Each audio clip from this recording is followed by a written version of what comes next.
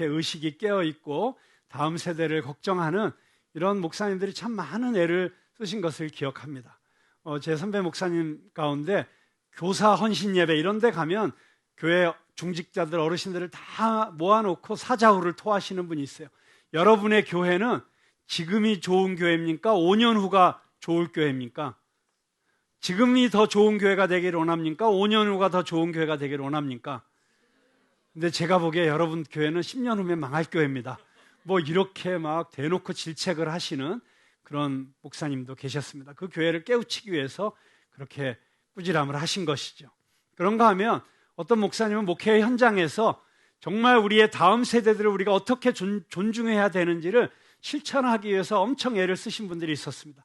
예를 들면 그 교회는 매해 시작할 때마다 예배 장소가 여러 곳이 있는데 청소년부에게 가장 먼저 예배드리고 싶은 시간과 장소를 결정하는 결정권을 줬습니다.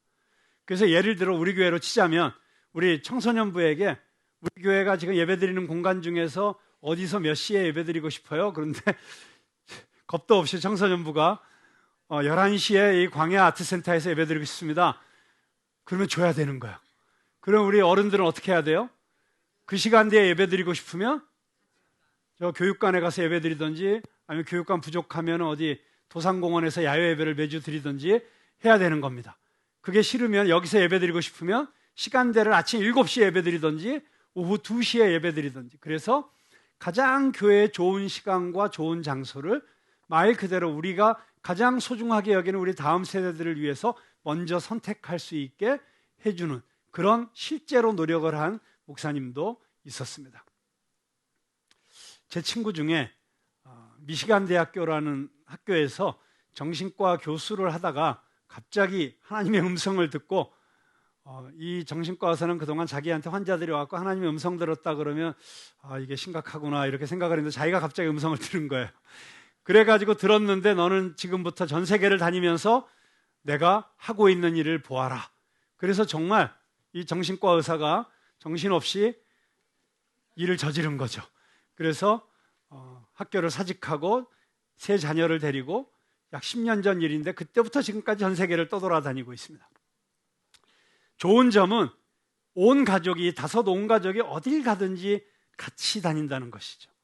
근데 어느 날 하나님께서 5년쯤 지났을 때 그동안 열방을 열심히 다니면서 전 세계를 보았으니 이제 열방이 아니라 안방에 집중해라. 그런 음성을 듣고 그때부터 자기 아내와 자기 자녀와의 관계를 점검하기 시작했다고 하는 것입니다. 그래서 오늘 유경현 전도사님이 물으신 것처럼 자기 아이들을 한 명씩 만나갖고 물었대요. 딸 둘에 아들 하나였는데 아들에게 아들아 너 아빠에게 제일 원하는 게 뭐니? 그랬더니 아들이 서슴없이 아빠 이제부터는 저에게 찌끄러기 시간 말고 프라임 타임을 주세요. 그래서 그게 무슨 얘기냐 그랬더니 아빠는 언제나 아빠 할 일 다 하고 나서 남은 시간을 나를 위해서 써주셨잖아요. 저는 그것도 고맙지만 정말 아빠가 나랑 먼저 시간 약속을 잡고 그 외에 나머지 시간에 아빠 일을 하면 좋겠어요. 문제는 이 정신 나간 의사가 정말 그렇게 했다는 것입니다.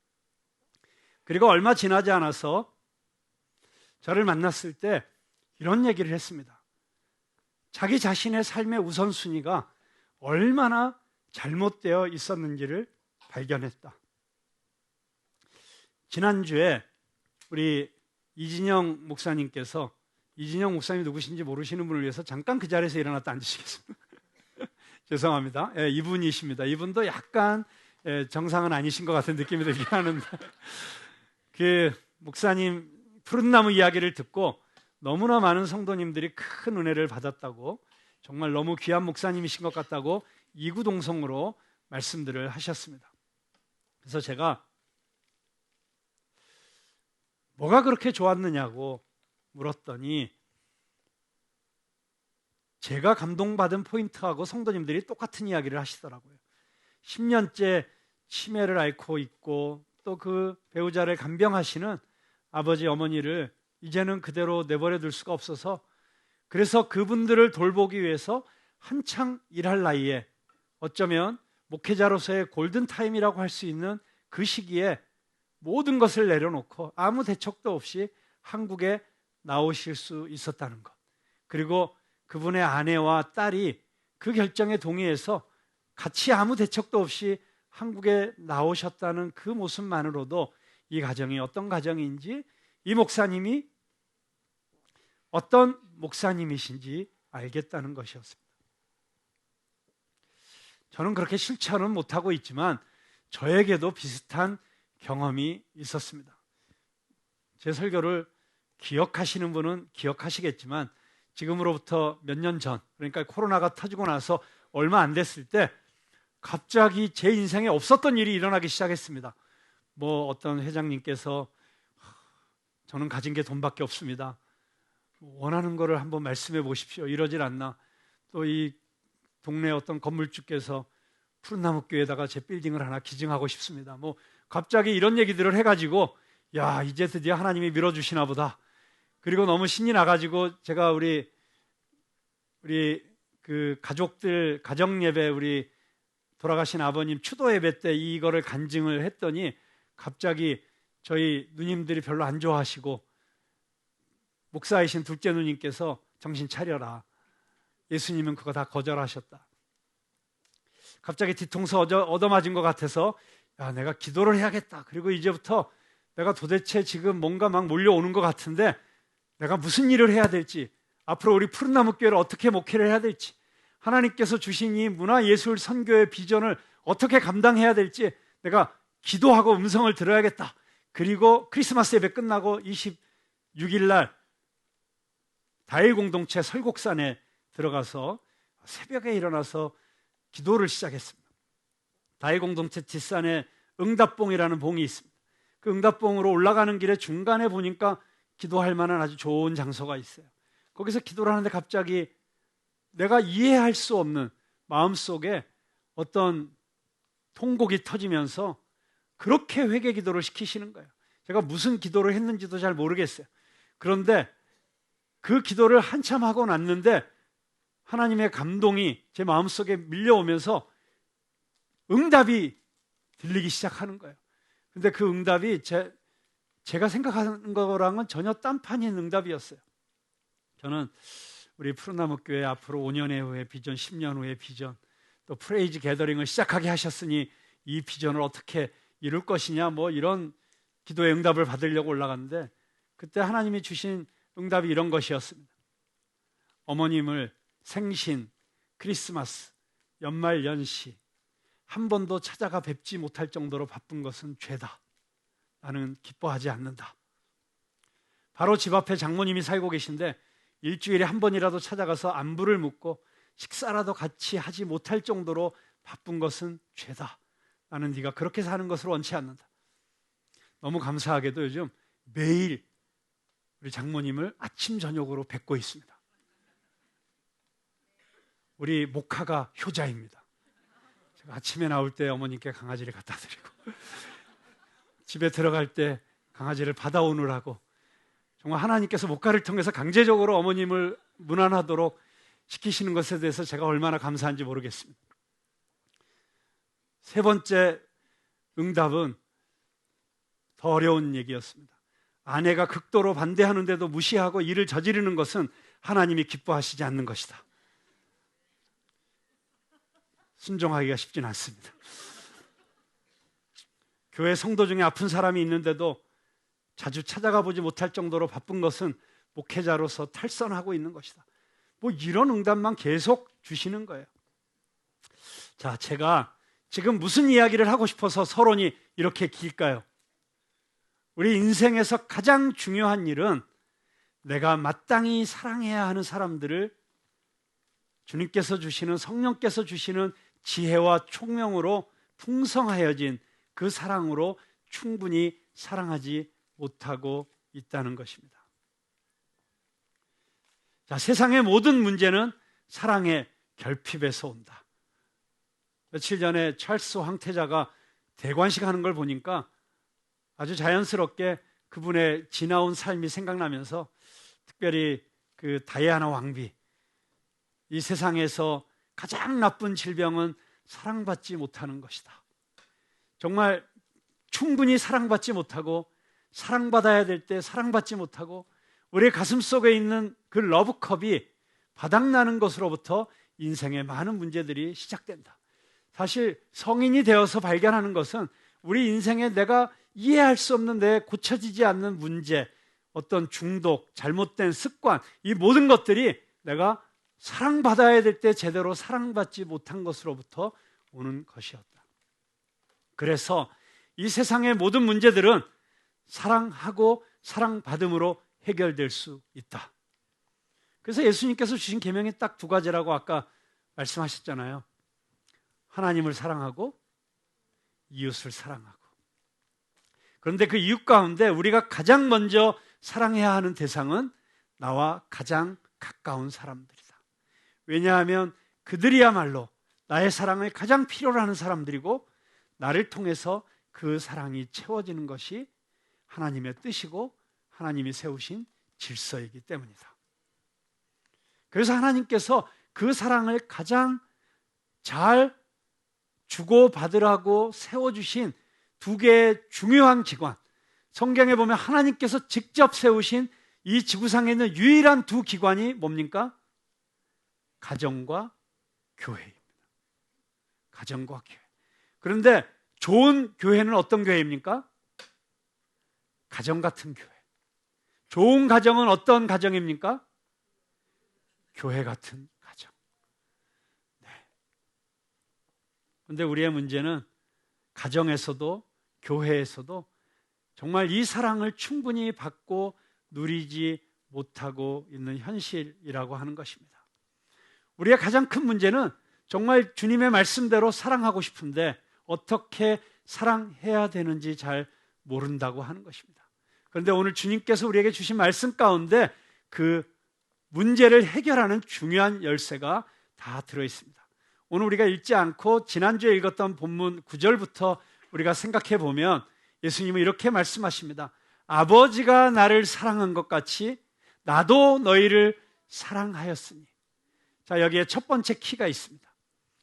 예수님은 아버지로부터 충분히 사랑받으셨습니다. 예수님이 이 땅에서 사시면서 예수님의 그 고난의 삶, 예수님의 인간적인 삶은 참 쉽지 않은 삶이었습니다. 그런데 그 삶을 끊임없이 그 길을 가서 마침내 십자가를 지기까지 순종할 수 있었던 예수님의 내적인 힘은 끊임없이 하나님 아버지와 대면하는 것이었고, 하나님의 음성을 들을 때 끊임없이 하나님께서 말씀하신 내가 너를 사랑한다. 너는 나의 사랑받는 아들이다. 내가 너를 기뻐한다. 이 음성을 들었기 때문에 예수님의 마음 가운데는 나는 사랑받고 있다. 나는 아버지로부터 사랑받는 아들이라고 하는 이 확신이 있었다고 하는 것입니다. 여러분, 사랑을 받고 있는 것은 중요합니다. 여러분, 사실 사랑받고 있어요. 아십니까? 그 사실을? 여러분, 하나님으로부터 이미 너무나 충분히 사랑받고 계세요. 문제는 내가 그 사랑을 충분히 느끼고 경험하지 못하고 있다는 것입니다. 그리고 그 사랑에 대한 확신이 아직 부족하다는 것입니다. 저는 이 시간 여러분이 하나님으로부터 사랑받고 있다는 것을 경험하게 해주시는 성령님의 역사로 말미암아 오늘 이 시간 여러분의 마음 가운데 하나님의 사랑이 경험되어지기를 주님의 이름으로 축복합니다. 차고 넘치게 되기를 축복합니다. 여러분, 사랑받으면 어떤 현상이 생깁니까? 여러분이 누군가로부터 사랑받았다고 느꼈을 때 여러분 어떤 반응이 스스로 나타나십니까? 예, 행복감이 찾아오죠. 그 다음에는요, 자신감이 밀려오잖아요. 마음속에 불안이 사라지잖아요. 아무리 어렵고 힘든 상황이 오더라도 내가 이것을 극복해낼 수 있다라고 하는 그런 담대함이 생기잖아요. 어떤 무서운 상대가 내 앞에 나타나도, 그것이 골리앗일지라도 두려움 없이 담대하게 맞설 수 있는 힘이 생기지 않습니까? 제가 대방동으로 이사를 가고 나서 생긴 취미 생활 중에 하나는 우리 모카를 데리고 집 뒤에 있는 공원에 나가는 것입니다. 저녁 무렵이 되면 온 동네 개들이 다 모입니다. 완전히 개판이 펼쳐집니다. 근데 개들이 다 다양하잖아요. 정말 그렇게 다양한 개들이 이 땅에 존재하고 있다는 사실을 알게 되었습니다. 그런데 별의별 개들이 다 와도 우리 모카는 두려워하는 법이 없습니다. 지보다 등치가 10배 정도 큰 개들이 와서 왕! 왕! 하고 짖어도 얼른 가가지고 냄새 맡고 그리고 가서 막 이렇게 앞에서 뭐 설레발을 치고 이래요. 동네 사람들이 이구동성으로 하는 얘기가 있습니다. 얘는 지가 사랑받고 있는 줄 아는 개인가 봐요. 실제로 엄청 사랑받고 있습니다. 근데 개도 사랑받는 개는 두려워하지 않더라고요. 여러분, 우리가 하나님으로부터 사랑받고 있다는 그 확신이 있어야 됩니다. 그러면 어떤 것도 두렵지 않습니다. 어떤 것도 부럽지 않습니다. 여러분, 내가 아내로부터, 남편으로부터 이 세상 누구보다도 사랑받고 있다는 그 확신만 있어도 표정이 달라집니다. 아멘 하시고 싶으시죠? 여러분, 그래서 우리에게 있어서 중요한 것은 내가 사랑받아야 된다.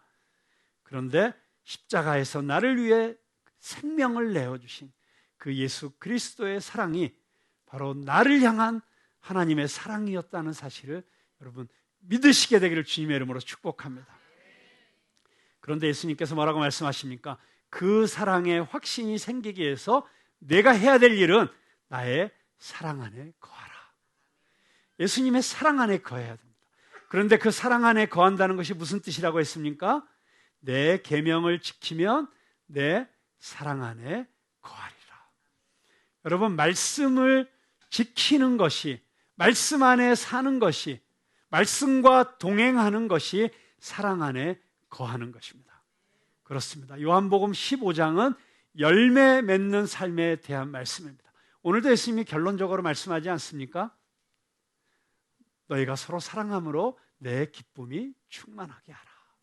너희가 서로 사랑하면 내 사랑이 너희 안에 있고 그리고 너희가 많은 열매를 맺게 될 것인데 그렇게 되면 내 기쁨이 충만할 것이다.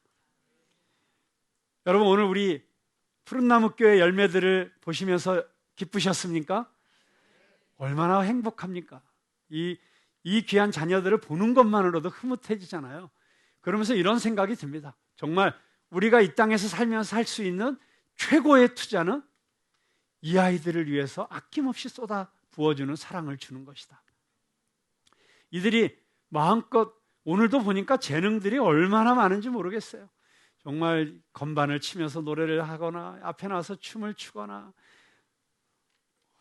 우리 차세대 워십 리더 양준이 얼마나 찬양인들을 잘하는지, 뭐 이런 친구들이 정말 공간만 있으면, 그래서 우리가 밴드 연습실도 만들어주고 주중에도 모여가지고 서로 같이 공부도 하고 선후배 간에 서로 공부도 가르쳐주고, 그런 공간만 있으면 얼마나 선후배 간에 더 돈독해지겠어요. 그러다가 또 시간 나면 서로 탁구도 치고, 그러다가 또 뭐 하고 싶어? 그렇게 그런 공간이 있으면 같이 먹고 싶어. 그러니까 불닭볶음면, 내가 얼마든지 볶음라면 해줄 수 있어요. 그러면 그렇게 우리 아이들이 왔을 때 떡볶이도 해주고 라면도 끓여주고 할 수 있는 그런 공간도 만들어주고. 그러니까 우리 어른들이 모이지 못하는 건 상관없어요. 어른들은 자기 집을 오픈해서 집에서 모여도 돼요. 우리 어른들은 어디 식당 가서 거기 좀 룸 하나 빌려가지고 모여도 되잖아요. 여기 비비브라운 카페가 얼마나 2층에 가면 룸들이 많습니까? 거기서 해도 돼요. 그런데 우리 아이들은 편안하게 내 돈 안 써도 오면 언제든지 냉장고에 식재료가 가득하고, 그래서 와서 냉장고 열어가지고 뭐든지 꺼내서 먹고, 그리고 그러고 같이 기도도 하고 찬양도 하고, 또 그러다가 야, 우리 이번에 우리 중고등부 학생 중에 우리 찬양 작곡도 잘하는 우리 친구도 있어요? 있어요? 그러면 야, 내가 이번에 곡 하나 작곡했는데 야, 이 찬양곡 같이 해볼래? 하다가 보니까 너무 좋아. 야, 이거 녹음해갖고 음반으로 내자. 그러면 우리 또 교회에 또 프로페셔널 엔지니어도 있고, 뭐 여기 청소년부의 부모도 있어. 그러면 야, 내가 베이스 그냥 공짜로 쳐줄게. 뭐 이래가지고 돈 안 들이고도 음반 하나 내주고. 고개가 이렇게 돼요? 이렇게 돼야 되는데. 여러분, 이게 우리 교회의 모든 자원을 다 쏟아 부어서 이 아이들을 지원해주고 밀어주면 여기서 세계적인 인물들이 나와요.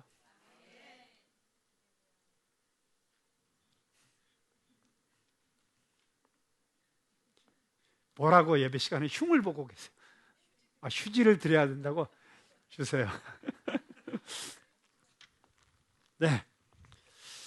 여러분, 그렇습니다. 우리 아이들이 정말 우리 교회 안에서, 근데 뭐 이 아이들 뿐이겠습니까? 사실 겉만 어른처럼 보이지 다 우리도 어른 아이들이잖아요. 우리 안에도 다 사랑받지 못해서 상처받은 아이들이 다 있잖아요. 그게 어떻게 치유받을 수 있어요? 사랑받아야 치유받아요. 온전한 사랑. 그래서 예수님께서 말씀하시잖아요. 너희들이 세상의 사랑은 받아도 여전히 목마르지만, 여전히 배고프지만 내가 주는 생명의 떡을 먹으면 영원히 배고프지 아니하고 영원히 목마르지 아니하리라. 그렇습니다. 우리가 우리의 자녀들에게 무엇을 베풀 것인가, 무엇을 선물로 줄 것인가. 이 어린이날, 또 이제 며칠 있으면 어버이날, 그리고 또 며칠 있으면 스승의 날, 우리 교회 안에 또 우리 그 다음 주는 청년의 날, 이렇게 5월 달에는 웬 날들이 이렇게 많은지. 또 어제는 또 희한한 날이더라고요. 노 다이어트의 날. 근데 굉장히 의미 있는 날이에요. 왜냐하면 자기가 너무 살찐 거를 비관해가지고 살 빼려고 안 먹다가 굶어 죽은 영국의 에밀슨가 하는 그 자매를 기리면서 우리는 이 모습 이대로 아름답다. 그래서 다이어트 하지 말자. 그렇게 제정한 날이 또 노 다이어트의 날이더라고요. 저는 의미 있다고 생각해요. 왜냐하면 세상의 기준으로 너는 이래야지 사랑받을 수 있고 이래야지 사랑받을 조건이 되고 너는 이 정도 돼야지 우리 가족에 들어올 수 있고 너는 이 정도 수준이 돼야 우리 멤버십이 될 수 있고, 여러분 이거는 세상의 기준이에요. 주님은 우리를 있는 모습 그대로, 너는 내 눈에 가장 아름답고 소중한 존재다. 여러분 아까 우리 아이들이 여기 나와서 찬양하고 춤출 때 너무 예뻤죠? 근데 그 중에 누가 제일 예뻤어요? 네, 정답이 바로 나오네요. 내 자식이 있었으면 일단 무조건 내 자식이 제일 예뻐요. 내 자식의 자식이 있었으면 더 예뻐요. 그런데 우리 교회 아이들이 다 내 자식이라고 생각하면 다 예뻐요. 우리가 그런 사랑을 받고 자라면 우리 아이들이 세상에 나가서 기죽지 않고 자신감 있게 어디를 가서도 당당하고 예수 그리스도의 자녀답게. 옛날에는 여러분 예수 믿는 게 되게 멋있었던 때가 있어요. 근데 요즘은 교회 다닌다는 걸 말하기가 부끄러워진 그런 시대라고 얘기하시는 분들도 있어요. 근데 여러분 어떤 사회적 환경에서 아무리 세상이 교회를 조롱하고 비난하고 흉보고 할지라도 우리 자녀들이 멋있어지면 되는 거예요. 야, 교회 다니는 애들 멋있다. 여러분 멋있는 자녀들이 되려면 매력이 있어야 돼요. 매력 있는 자녀들이 사람이 되려면 자신감이 있어야 돼요. 여러분 자기 자신에 대해서 자신감과 자존감 조금 달라요. 자존감이 없이 자신감이 많은 사람이 제일 힘든 사람이라고 누가 그러더라고요. 그런데 어쨌든 자존감이 있어야 돼요. 근데 자존감이 있으려면 사랑받아야 돼요. 어린이날을 처음 우리나라에서 제정하신 분이 누구시죠? 네, 방정환 선생님. 제가 1922년에 어린이날을 선포하면서 이분이 이렇게 얘기를 했더라고요. 우리 앞으로 어린이들에게 이렇게 대해 줍시다. 7가지를 얘기했어요. 근데 잘 새기면 이게 그냥 다 적용만 해도 우리 서로 어떻게 사랑해야 되는지가 답이 다 나오더라고요. 그리고 이 어른이 깬 분이다. 어떻게 1922년에 어린아이들은 그냥 어른들의 그냥 부속품처럼 여겨지던, 그리고 마음대로 주고받을 수 있고 원하면 아무 집에나 시집장가 보낼 수 있고 이런 문화 속에서 어떻게 이런 생각을 하셨지? 들어보세요. 1. 어린 사람을 헛말로 속이지 말아주십시오. 해설하면 어린이를 거짓말로 죽이지 말아주세요. 진실해야 된다는 거예요. 그리고 한 번 한 약속은 지켜야 된다는 거예요. 2번째, 어린 사람을 늘 가까이 하시고 자주 이야기하여 주십시오. 시간을 내어주고 가까이 해달라는 거예요. 3, 어린 사람에게 경어를 쓰시되 늘 부드럽게 하여 주십시오. 어린이에게 존댓말을 쓰고 부드럽게 대해달라는 거예요. 4, 어린 사람에게 수면과 운동을 충분히 하게 하여 주십시오. 이게 얼마나 중요한 얘기예요. 이게 맨날 공부하고 있는 우리 어른들이 잘 들어야 되는 말이에요. 5, 리발이나 목욕 같은 것을 때맞춰 하도록 하여 주십시오. 6, 나쁜 구경을 시키지 마시고 동물원에 자주 보내주십시오. 요즘식으로 얘기하면 나쁜 미디어, 나쁜 매체에 노출시키지 말고 동물들과 자주 접하게 해줘라. 이게 얼마나 앞선 얘기입니까? 7, 장가와 시집 보낼 생각만 하지 마시고 사람답게만 하여 주십시오. 저는 오늘 예수님의 말씀 가운데서 참으로 놀라운 점을 발견합니다. 예수님은 나의 사랑 안에 거하라 라고 말씀하시고 그 결론으로 너희도 서로 사랑하라 이렇게 적용을 시켜주셨어요. 자, 이게 무슨 말씀입니까?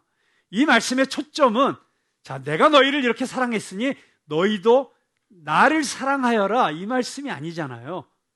내가 너희를 이렇게 사랑했으니 너는 나에게 받은 이 사랑으로 또 다른 누군가를 사랑해라. 이 말씀 가운데 우리는 예수님의 사랑의 목적이 어디에 있는지, 그 예수님의 사랑이 초점이 어디에 있는지를 발견하게 돼요. 예수님은 지금 우리의 사랑을 받겠다는 게 아니고, 여러분 지금 이단의 괴수들이 하는 일이 그거잖아요. 하나님의 사랑으로 처음에는 사랑하는 척 하다가 마음을 얻고 나면 내 종이 되게 만들고 자기를 섬기게 만들잖아요. 저는 이단이 아닌 보통의 교회에서도 얼마든지 그런 일들이 일어날 수 있는 위험이 있다고 생각합니다. 교회의 목적은 예수님의 사랑으로 성도들을 세워주고 회복시키고 섬기는 것인데 잘못하면 교회의 목적을 위해서 성도들을 복속시키고 종속시키고 이용할 수 있는 위험성도 얼마든지 있을 수 있습니다. 제가 아주 충격적인 말을 들었습니다. 여러분이 잘 아시는 세계 최고의 성악가라고 해도 과언이 아닌 파바로티의 말입니다. 파바로티가 이런 말을 했어요. 어떤 가수들은 관객들이 그들을 사랑하길 원한다. 나는 관객을 사랑한다. 제가 이 한마디에 물론 하나님이 주신 타고난 천재적인 탤런트가 있었지만 파바로티가 그 위대한 좋은 가수를 넘어서서 위대한 가수가 된 비밀을 알 것 같았습니다. 제가 어떤 그 정치 유튜버의 그 한 영상을 보다가 뒤통수를 맞은 것처럼 깨달은 게 있어요. 요즘 이런 말이 유행이라는 거예요. 자기가 팬덤으로 따르는 정치인을 거론하면서 우리가 누구를 지켜야 됩니다. 그리고 또 지켜주지 못해서 미안합니다. 이런 얘기들 많이 하잖아요. 근데 이 유튜버가 뭐라고 얘기했냐면 왜 우리가 그 정치인을 지켜야 됩니까? 그가 우리를 지키라고 명령해야죠. 요구해야죠. 왜 정치를 합니까? 정치하는 목적은 백성을 위해서, 이 나라의 백성들을 위해서 자기 생명을 걸고 우리를 지켜달라고 정치 지도자로 세우는 거 아닙니까? 그런데 우리를 자기 목적을 위해서 이용하면 그건 진짜 정치 지도자가 아니죠. 여러분 그렇지 않습니까? 우리 예수님은 그런 면에서 완전히 차원이 다른 리더였습니다. 그리고 예수님의 그 정신을 따라서 우리는 목회를 해야 되고 리더를 해야 됩니다. 꼭 큰 교회 목사가 아니더라도 또는 큰 조직의 리더가 아니더라도 여러분이 정원직이라고 할지라도 또는 주일학교 교사라고 할지라도 내가 누군가의 리더가 된다면 저들이 나를 사랑하고 존경하게 만드는 게 목적이 아니라 내가 저들을 사랑하는 게 내 삶의 목적이 되어야 된다는 것입니다. 저는 좋은 거는 바로 배우려고 하는 습관이 있습니다. 바로 결단을 했습니다. 나는 이 시간부터 성도들로부터 사랑받는 목사가 아니라 성도를 사랑하는 목사가 되겠습니다. 그랬더니 예수님께서 또 딱 한 말씀 하세요. 내가 너를 사랑한 것처럼. 그래서 예수님이 나를 사랑해 주신 것처럼 나도 성도들을 사랑하는 목사가 되겠습니다 라고 하려고 했더니 이게 무서운 말이구나. 성도들로부터 사랑받는 목사가 되는 것은 참 좋은 일입니다. 굉장히 행복한 일이죠. 사랑받고 싶습니다. 그런데 성도들을 예수님처럼 사랑하는 목사가 되는 것은 쉽지 않다는 것을 깨달았습니다. 여러분 그래서 예수님도 자신의 목숨을 버리셨습니다. 그 사랑으로 저도 여러분을 사랑하는 목사가 되고 여러분도 또 다른 누군가를 사랑하는 성도들이 예수님의 제자가 되기를 주님의 이름으로 축복합니다. 마지막으로 한 자매님의 글을 읽고 오늘 설교를 마치겠습니다. 아버지께서 처음 부산으로 담임 목회를 가셨을 때 저는 초등학교 1학년이었습니다. 도통 싸우는 것처럼 들리는 부산 사투리도 낯설었고 친구는 하나도 없었습니다.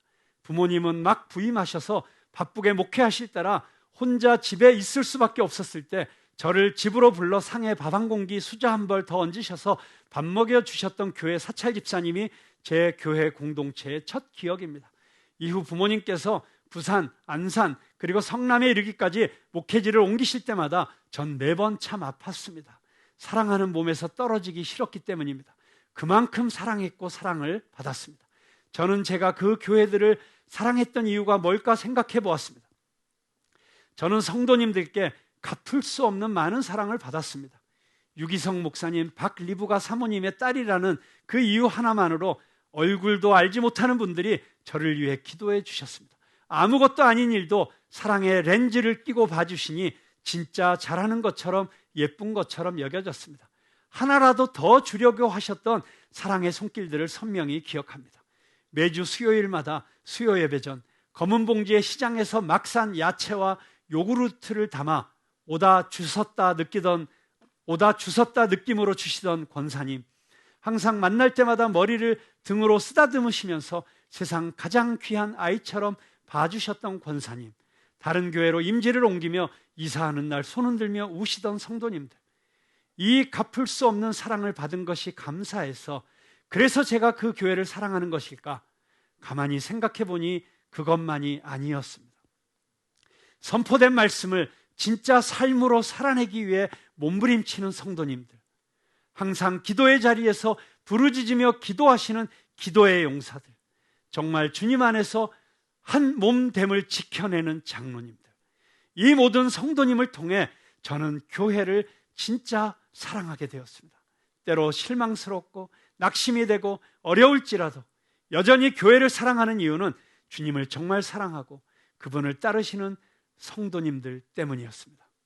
모든 PK는 목사 자녀라는 뜻입니다. 이런 고백을 할 수 있는 것이 아님을 알기에 정말 마음 깊은 곳에서 감사를 드립니다. 주님을 바라보는 성도님, 당신을 통해 제가 은혜를 입었습니다. 앞으로 모든 자녀들이 교회가 사랑으로 기억될 수 있도록 저도 한 사람의 성도로서 받은 만큼 사랑을 더해 주겠습니다. 주님께 순종하며 따르는 삶을 살겠습니다. 이 한 목사님의 딸의 글에 등장하는 교회와 같은 공동체가 저희 공동체가 되기를 바랍니다.